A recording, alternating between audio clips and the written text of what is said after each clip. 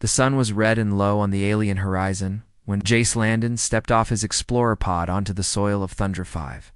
He was sent here for one reason: to map unknown terrain and collect samples. He didn't expect to meet anyone, especially not someone. Big dot. Very big. The ground shook slightly beneath his boots. At first, Jace thought it was a small tremor. But then came the heavy footsteps, slow, powerful, and approaching fast. He ducked behind a rocky outcrop, grabbing his scanner. His heart beat faster. The air around him felt heavier. That's when he saw her. A tall figure stepped into view. She was at least 8 feet tall, maybe more. Her muscles were visible even under the woven silver armor she wore. Long white hair flowed down her back like a river of moonlight. Her skin had a faint bronze glow, and her eyes bright. Glowing blue searched the area with sharp focus. Jace held his breath. The scanner identified the creature as Zenthari, female warrior class. She looked dangerous. She looked royal. She looked ... beautiful. Before he could sneak away, the wind blew his scent toward her. She turned sharply and locked eyes with him. Jace froze. "Human," she said with a deep, powerful voice. "You are not supposed to be here." He slowly raised his hands, trying to stay calm. I didn't mean to intrude. I'm an explorer. I thought this area was uninhabited." The warrior walked closer. Each step made the rocks shift slightly. Jace swallowed hard. She stopped only a few feet away, towering above him. Her shadow completely covered him. "You are bold to enter Zenthari lands," she said, "but brave. Not many would stand still in front of me. I guess I'm too." "Tired to run?" Jace said, trying to smile. She didn't laugh. She tilted her head and examined him. "You are small, but not weak," she said. And then, for some reason, Jace's tired brain made a mistake. He smiled and said, "You're very strong ... and your smile is?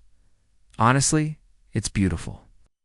That was it. A simple compliment, a polite gesture, but her eyes widened.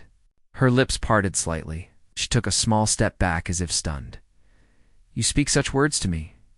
"In truth?" she asked slowly. Jace nodded. "Yes, I mean it." Suddenly, the warrior dropped to one knee. She placed her fist against her chest and bowed her head. "I accept your offer, human. I, Virelia of the First Flame, accept you as my chosen mate." Jace blinked. "Wait, what?" She stood and raised her hand high. Loud horn echoed through the cliffs. From the surrounding hills, other giant figures stepped into view, Giantess guards, all armed and armored. They cheered. No, hold. On." Jace waved his hands. That wasn't a proposal. It was just a compliment. But it was too late. 2 warriors stepped forward, and gently, yet firmly, placed their hands on his shoulders. "By our law," one of them said, "a compliment of strength and beauty, spoken with eye contact, is a public declaration of mating intent." "I was just being polite," Jace shouted, but the cheers got louder. Virelia looked proud. She placed her hand on his head and said in a gentle voice, "Do not fear. I will be a good mate to you. You have honored me in front of my people." He could protest again. The group began walking toward the high cliffs where a massive stone palace stood in the distance. Jace was carried with them like a prize. He looked up at the sky, sighing, "I should have just said hello." As the crowd moved, whispers filled the air. Words like rare human match, destiny, and blessed union were passed. Around, one guard leaned down to Jace and whispered with a grin, "You're the first human to ever compliment a giantess like that. You're lucky. She chose you." "Lucky," Jace whispered back. "I might have just signed my life away." The palace gates opened with a loud creak. Inside, banners of red and silver danced in the wind. Dozens of Zenthari women bowed as Virelia entered with Jace beside her. Trumpets played. Flowers were thrown and poured. Jace had no idea what was waiting for him next, but one thing was certain now. That single compliment had changed his fate forever, and he wasn't sure if he should feel honored ... or terrified. Jace sat on a wide stone bench, dressed in strange ceremonial robes that were clearly not made for a human. The sleeves dragged, the belt hung around his knees, and the deep neckline kept slipping off his shoulder. Around him, the palace buzzed, with activities and 30 women preparing flowers, incense, and silver banners for what they called the binding of the flame. He tugged at the itchy collar. Okay, this has gone too far.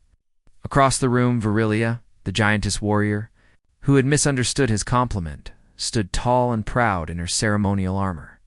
It was polished until it shined, and long braids were woven with gold rings through her white hair.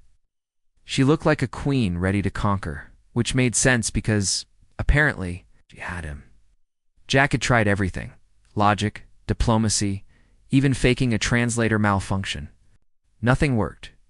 Every Zenthari woman he spoke to responded with a respectful smile and words like, "You will bring strength to our bloodline," or "It is rare for a male to be so brave and honest."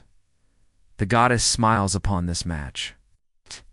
I didn't mean to match, he tried to tell them. Too late. A horn echoed through the great hall. Dozens of giantesses lined up, chanting ancient words. Jace was led half-pushed onto a raised platform beside Virilia. The air smelled like herbs and heat. An older Zenthari with glowing tattoos walked between them. She was the High Whisperer, a spiritual guide. She looked at Jace kindly. "Do you, human male, accept the call of duty to honor our bloodline?" she asked in a soft, serious voice. Jace hesitated. "Can I get the question again, but in Earth terms?" Virilia leaned close. "She is asking if you accept to become my mate, fully and proudly." Jace gave a nervous laugh. "Look, I'm honored, I guess. But where I'm from, people date, then maybe marry, and then talk about mating." The High Whisperer blinked. He is unsure. He must face the right of clarification. Suddenly, the crowd gasped. The High Whisperer stepped back. "What's the right of clarification?" Jace whispered to Virilia. Her eyes glowed softly. "A test of your desire." Resistance. 2 muscular attendants stepped forward and escorted him from the platform. The crowd cheered again, but with a different tone this time anticipation they brought. Jace to a private chamber lit by red crystals and flowing water. The walls shimmered. With painted figures, giantess women, sitting close to much smaller males, speeding into their ears, feeding them fruits, pressing lips to cheeks. Okay, I don't like where this is going. The door slid shut behind him. Moments later, Virilia entered. But this time, she had changed. No armor. No boots. Just a soft silk wrap clinging to her powerful form like falling mist. Her steps were silent. Jace's eyes went wide. Oh no. She gave a faint smile. Da-da-da-da. This room is to help us understand each other. If you resist your feelings, you may walk. Free. If you respond, then the ceremony continues. This is your idea of a test. She sat across from him, close but not touching. Do not fear. I won't touch you unless you ask. But I am curious, human. Is it so strange for a warrior to want kindness and closeness? Jace was speechless. Her voice had lost its sharp edge. Lonely? No one ever chose me because of my soul, she said, looking away. Only for my rank, my strength, my bloodline. You were the first to notice my smile. I was just being polite, Jace muttered. Yet it meant everything. Silence filled the room. Soft light danced on the walls. His heart beat faster, not from fear now, but from confusion. He couldn't tell if this was a trap or a window into her real self. Virilia stood and walked to the far side of the room. The test ends when you walk out. If you do not, it means you have accepted me. Not by law, but by choice. Jace stared at the door. Freedom was just 10 steps away. But something about her voice, her honesty, made him pause. He looked. Back at her, she didn't move. She just waited. Not like a conqueror, but like someone afraid to be left alone again, and that, more than anything, made him hesitate. Jace didn't move for a long time. The glowing door stood open, its gentle hum calling him toward freedom. Behind him, Virilia stayed quiet, her back turned. Standing tall like a statue carved from sorrow and strength. He could leave. He should. leave. But something about her silence didn't feel like a trick. It felt real. Heavy, JC slowly turned back. This whole thing, it isn't fair to either of us, is it? Varelia finally looked over her shoulder. It is tradition. Stepped forward. But you didn't really want a mate who was forced to stay, did you? Varelia sighed. No, I wanted someone who saw me, not just my rank. Jace took a deep breath. Then why hold me like a prisoner in silk? That made her blink. Then surprisingly she laughed. Soft, sad laugh. You are strange, human, she said, but honest.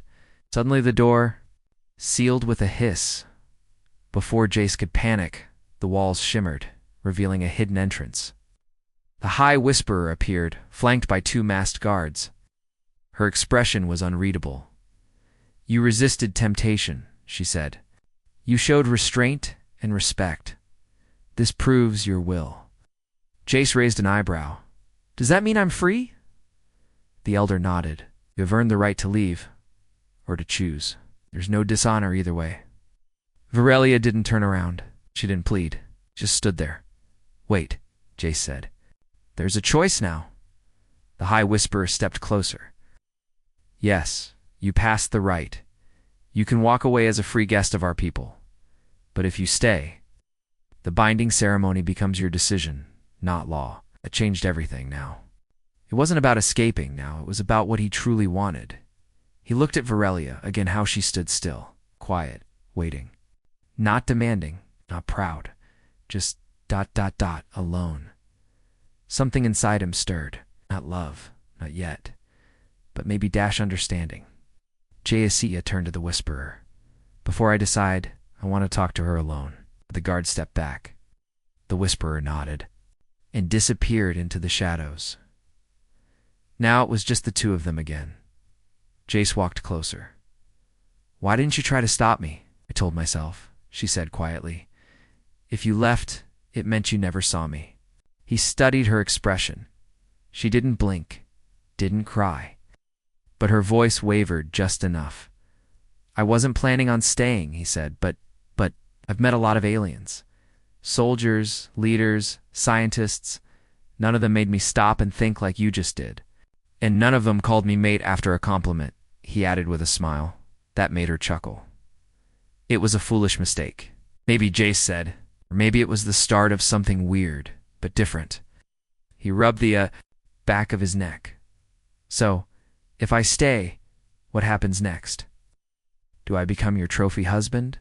Sit on a big pillow while you fight wars? Varelia smirked. We would have the right to advise me, stand beside me at council, and yes, probably sit on a very large pillow. Jace laughed.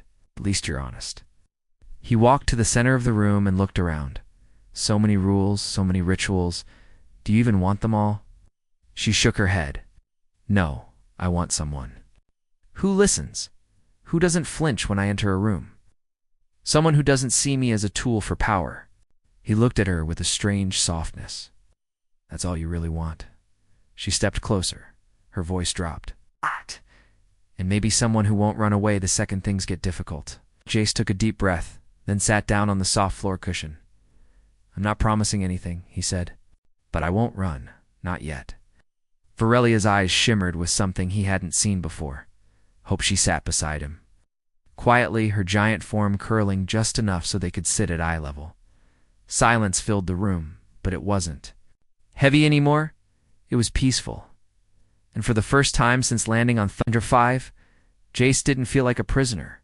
He felt like maybe he'd been meant to be here all along. The next morning, Jace woke up in a soft nest of giant silken blankets, confused and still dressed in his ridiculous ceremonial robe. Sunlight beamed through crystal windows, casting colorful rays across the stone floor. He sat up slowly. I'm still here. He hadn't run, hadn't escaped, hadn't been forced either. He had stayed. Before he could think more, the chamber doors opened with a deep hum. A warrior entered. Not Varelia. This one was older, scarred, and wore dark blue armor. Her eyes scanned him like a puzzle she wasn't sure how to solve. You were summoned, she said flatly. For what now? Jace asked, rubbing his eyes. She didn't answer, just turned and walked away. Still half asleep, Jace followed her through halls carved from glowing stone. Statues of powerful Zenthari women lined the walls. Some held weapons, others held infants. All of them wore the same emotionless expressions like strength was the only thing allowed here. At the end of the hallway stood Virelia, dressed in ceremonial red armor this time, standing on a wide stone platform under a circular beam of light. Out! Around her stood a dozen giantesses, each watching silently. The High Whisperer stepped forward. Human Jace, last night you chose to stay, but one step remains before you can become a true mate to the flame. I knew there'd be a catch, Jace muttered. The Whisperer raised a silver staff. The trial of resistance, Jace groaned. Why does that sound bad? Virelia stepped down from the platform. Her expression was soft but serious. Is not a test of strength, not like before. It is a test of your heart and mind. I already passed the not running away part, Jace said.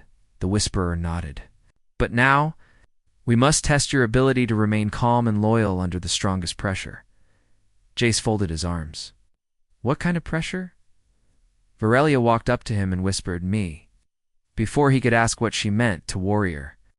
Women approached and gently removed his robe, replacing it with a sleek silver suit, oddly breathable and lightweight.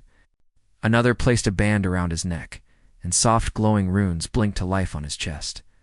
What is this? A spacesuit? A motion suit, one guard replied. It records pulse, temperature, thought waves, and desire. Jace blinked. Don't like where this is going? You must enter the Chamber of Stillness, the Whisperer said. There Virelia will do everything in her power to test your focus. If your emotions remain stable, you pass. And if I fail? Room went silent. Virelia looked into his eyes. Then you are mine. Fully. Forever. Jace gulped. Moments later, the door slid open, revealing a strange chamber filled with warm light. Soft cushions, waterfalls of mist, and the scent of fruit and wildflowers. The walls pulsed slowly with a rhythmic beat like a heartbeat. Stepped inside, Virelia entered after him, but this time she wore almost nothing. Just a golden cloth wrapped around her chest and waist. Her long legs bare, her eyes glowing with fierce focus. Jace turned red. This is a trick, a sexy trap. She circled him slowly, her voice soft and smooth. You said you would not run, said you wanted to understand. Do, he squeaked. But I didn't think it'd be like this. She leaned in, then prove it. For the next hour, Virelia did nothing aggressive, yet everything was a challenge. Her gaze, her movements, the way she brushed her fingers through her hair, the way she whispered his name, the way she sat close, then backed away. Close again, then vanished into the mist. Jace tried everything, breathing slowly, thinking of math, repeating planetary names in his head, but his heart pounded. His hands shook. He was failing, just when he thought he couldn't take it anymore. She stepped out of the mist, sweaty, flushed, but tearful. I didn't want to trick you, she whispered. I only wanted to know if you chose me, even when I'm not testing you. Jace stared at her. His heart finally slowed. His voice softened. I did choose you, he said. But not like this. He stepped forward and gently placed his hand on her arm. I choose you when you're armored. When you're awkward? When you're silent? I choose you when you're not trying to seduce me? The room went quiet, the lights dimmed, and the emotion suit stopped blinking. Outside the chamber, the Whisperer gasped. He passed fully, and sighed. Virelia touched his face gently. No one has ever said that to me. He smiled. No, you've never met a human. Jace sat at the edge of the ceremonial garden, arms resting on his knees, staring out at the rising moons of Thundra 5. The air was calm, the night was soft, but his thoughts were anything but quiet. He had passed the trial of resistance. He had faced not only desire, but confusion, pressure, and a strange kind of honesty. And now, he had a choice to make. Behind him, soft footsteps approached. Not loud, not armored, dash barefoot. Virlia sat beside him, her tall figure casting a protective shadow. She didn't say anything at first, just looked at the moons too. After a while she spoke. Could have walked away, I know. Do you? Still can. The ceremony hasn't been completed. I know that too. Double quotes. Silence. Then Jace asked, do you really want to mate? Or do you just want to be chosen for once? Virelia didn't answer right away. She pulled her long white braid over her shoulder, playing with the golden rings woven through it. When I was young, she said slowly, I wanted to become the strongest warrior, so no one could control me. So no one would say I was only valuable for making children. Jace glanced at her. That's what they expect of you. Especially someone of royal blood. She frowned. They see mating as a duty, a contract, a thing to fulfill. Turned to him, but with you, you didn't bow, you didn't chase, you paused. You made me feel like more than a role. Jace smiled faintly. That's funny. Why? Because back home, I'm nothing special, just a scout, a nobody. But here, I'm somehow important, desired, wanted. He let out a dry laugh. The galaxy has a weird sense of humor. Virelia looked down. I don't want you to stay because you feel trapped, or flattered, or curious. She took a deep breath. I want you to stay because you see me. I want to walk beside me, not behind. That's when Jace surprised even himself. He stood up and extended his hand to her. She looked at it like it was the rarest jewel in the universe. I don't know what kind of mate I'd be, he said, but I'd like to figure it out with you. Her glowing eyes widened slightly. Then slowly she took his hand and stood. A soft breeze lifted the edge of her robe. The garden's lights flickered gently around them like stardust. From behind a column, the High Whisperer watched silently. She smiled. Later that evening, the ceremonial chamber was prepared once more, but this time, it wasn't filled with chanting or fanfare. It was quiet, intimate.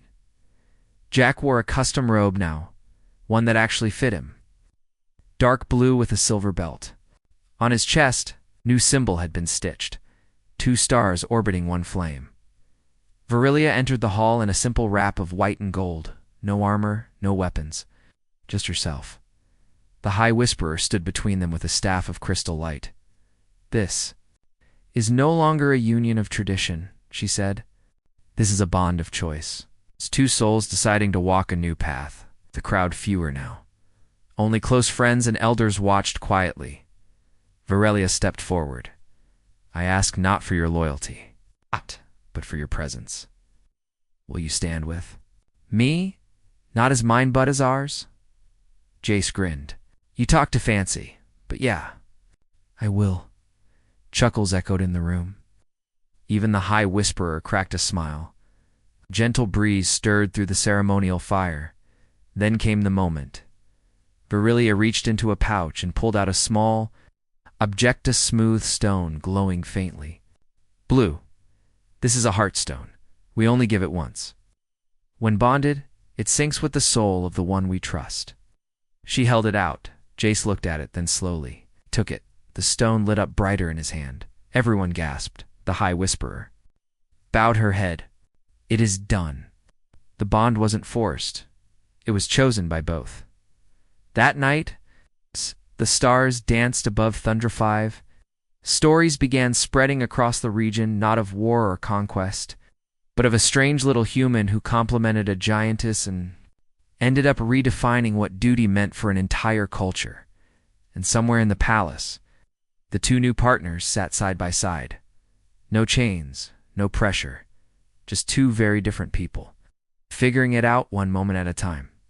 For the first time since arriving on Thundra 5, Jace wasn't called the outsider, the mate, or the chosen human. Now they called him something different, Softfire, name given by the Zenthari to someone who had strength. Not through force, but through warmth, and that warmth had melted the unshakable heart of a giantess. Virelia, the fiercest warrior of her generation, had changed, not in strength, not in pride, but in how gently she now walked through her own world. One morning, Jace awoke to a strange noise laughter. real, unguarded.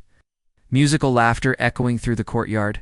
He blinked and got up from the oversized bed, his feet hitting cool stone as he stepped outside. What he saw made him smile in disbelief. Virelia was sitting cross-legged on the ground, holding a tiny creature fluffy blue, with 6 legs and glowing yellow eyes. She was letting it climb up her arm as Xanthari children giggled nearby. One child asked, "Is it true, Lady Virelia? You used to crush beasts like this with one hand?" She chuckled. Oh, that was before soft fire tamed me. The children laughed louder. JCE leaned on a pillar. "I didn't tame you. I just stopped you from crushing me." She turned, smiling. Same result. He walked over. The tiny creature jumped onto his shoulder. He flinched. "Do these things bite? Only if they like you," she teased. Jace looked at her. She was glowing not just with her usual power, but with something new. Peace later that day. She took him on a tour of the Hall of Ancients, a place no outsider had ever seen. It held murals of Xanthari warriors, each one stronger and prouder than the last. But none of them were smiling. They were great, she said, but they were lonely. Jace tilted his head. Is that why they never bonded? Bonding was seen as weakness, emotion, a distraction. She stopped in front of a large mural of a warrior queen, holding a weapon in one hand and nothing in the other. No mate, no child, just war. Virelia whispered. I didn't want that to be me. Jace looked up at her. It still could. Beef, you ever regret choosing me? She turned to him, eyes serious. I've never felt more proud of a choice in my life. Later, in the quiet of the evening, he sat in the garden again. Virelia placed her head gently on Jace's shoulder, careful not to crush him. I used to think gentleness was for the weak, she said softly. And now I know. It's a strength I never had. Jace leaned his head against hers. You're not the only one learning something, she smiled. What have you learned, soft fire? He laughed. That a polite compliment can accidentally marry you off too. An alien war goddess. She chuckled. That was your own fault. They both laughed under the moonlight, their hands brushing together. In the days that followed, things continued to shift. The Xanthari Council, once harsh and rigid, started asking Jace for advice. How do humans solve disagreements without weapons? How do human parents raise strong children without fear? How does love work when it's not ordered by law? He didn't always have perfect answers, but they listened, because he had changed their most feared warrior into something they had never seen before. A leader with kindness. Even the palace guards whispered that. Virelia had begun visiting the nursery chambers more often, not for duty but because she enjoyed being around new life. Soft fire has made her soft, they joked, but it wasn't weakness, it was balance. One evening, while watching a sunset that painted the sky gold, Jace turned to Virelia. Do you think your people are ready for change? They're watching, she said. Change always begins when one person dares to be different. He nodded. Then I guess we started something. She took his hand. And we'll finish it together. The stars over Thunder 5 had never looked brighter from the highest balcony of the Xanthari Palace. Jace stood with Virelia beside him. Below, thousands of alien eyes looked up silent, waiting. This wasn't a wedding. It was something unheard of in Xanthari culture. A shared declaration, not of strength, but of unity. Jace whispered to Virelia. You sure about this? I'm still just a guy from Earth who gave a compliment at the wrong time? Virelia looked down at him with soft eyes. And you became the human who rewrote our future. Ash. The crowd waited as the High Whisperer stepped forward, raising her crystal staff. Today, the flame bond becomes a new tradition, not through bloodlines, not through law, but through choice. The audience murmured, this was new, this was dangerous, this was human. Jace took a deep breath, stepped forward alone. I never planned to be here, he said loudly. I came to explore. Got lost. I made a dumb joke and complimented. A giant warrior who could have squashed me like a bug. Chuckles rippled through the crowd, but I stayed. Not because I was forced.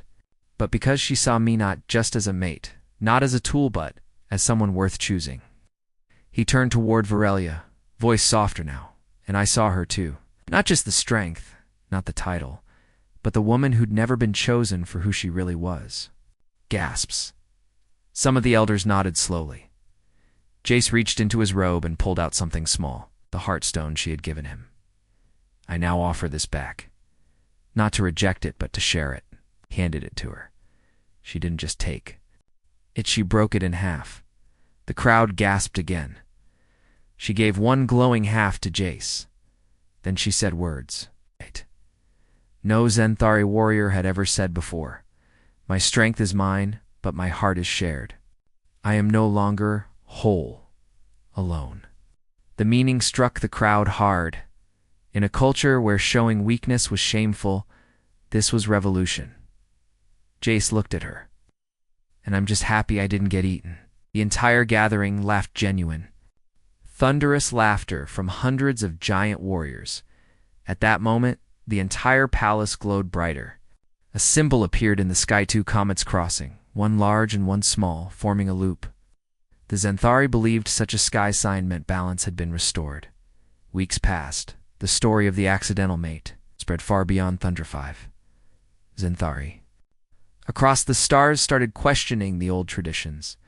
Some Giantess leaders even delayed arranged bondings to consider what love might feel like instead of what it was supposed to be.